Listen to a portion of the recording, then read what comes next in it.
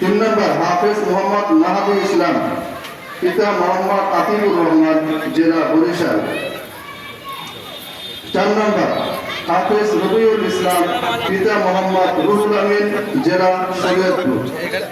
হাফেজ মোহাম্মদ আশরাফুল ইসলাম, পিতা মোহাম্মদ মুর্শেদ আহমদ, জেলা শরীয়তপুর।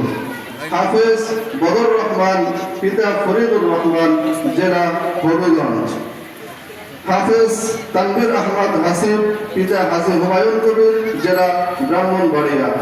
হাফেজ জিহাদ হোসাইন, পিতা আব্দুল কুদ্দুস, জেলা শরীয়তপুর। হাফেজ মোহাম্মদ তাহমিদুল হক, পিতা মোহাম্মদ মাহবুবুল হক, জেলা লক্ষ্মীপুর। এই 9 জন ছেলে এই বছর পবিত্র কালামুল্লাহ শরীফের হাফেজ হয়েছে। আপনারা সকলে এই 9 জন ছেলের জন্য দোয়া করবেন। ওরা যেভাবে পবিত্র কালামুল্লাহ শরীফ নিজের সিনার মধ্যে গেঁথেছে, আল্লাহ তাআলা যেন কোরআনের এই নূর